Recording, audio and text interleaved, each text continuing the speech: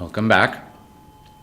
Last time, we talked about how to approach a competitive analysis and strategizing your value proposition to differentiate yourself from the competition. Once you have that figured out, we can move on to the next step, demand and revenue. In other words, where will users or customers come from, and how do I convert these people to actual revenue?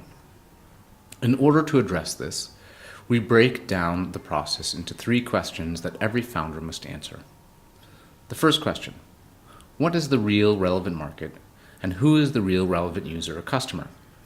We partially addressed this in the competitive landscape and the value proposition from last time, but we want to take a deep dive into this topic because it is essential for the success of your startup for you to understand who are you really trying to address and in what space. If you build it, they will come is not a viable plan. Your business has a higher probability of success if you are promoting your product to the right people at the right time and in the right place.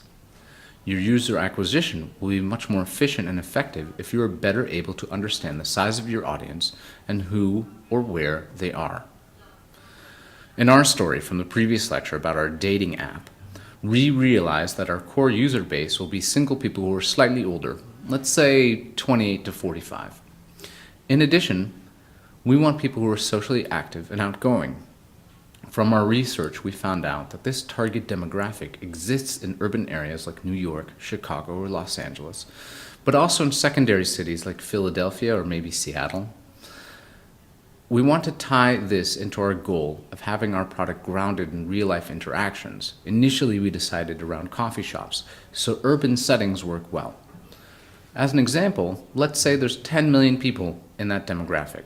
So 60% are urban, 40% are single, and 60% are socially active. That gives us an initial relevant market of about 1.5 million people, which isn't that bad. The question is, how many of these people can we capture?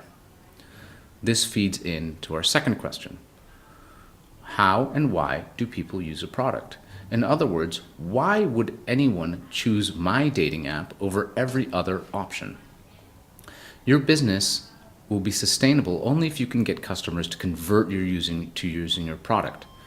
For this to happen, you need to understand the how and why of their actual decision-making behavior. What we mean by decision-making behavior is that it really is the core of the product market customer fit. Do people make decisions based on price alone, on better quality service? Maybe they make decisions based on some emotional aspect.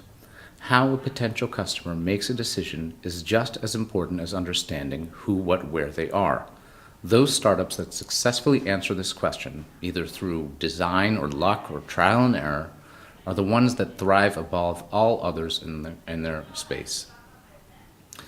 So, from our dating app, people choose to use a dating app because of deep psychological reasons, feelings of emotions, belonging, loneliness, lust, a need for companionship, desire to have a family, etc. My value proposition is creating something that is based on real-world interactions in real-world settings. I can extrapolate from this that what would draw users to my product is their need for companionship, trust, and intimacy. This matches well with my desire to have real-world interactions. My marketing language around my product will reflect this as well. So now the third question. I know who, what, where my customers are. I also know how and why they would choose my product over others. But when will this happen? And when will I get money for converting from this happening? How can I plan out the logical expansion and growth of my startup? Maybe I'm in a business of incremental growth like steps. Or maybe I'm in a business where I just need one strategic partner to boost me forward. Or maybe I have a general S-curve. When does monetization happen and through what mechanism? Understanding the when is the most practical and realistic sense of growing your business is critical for understanding your growth and subsequently your revenue. From our dating example, my idea is to offer location-based services via coffee shops. I'm structuring a revenue share with the coffee shops for any customers via my app.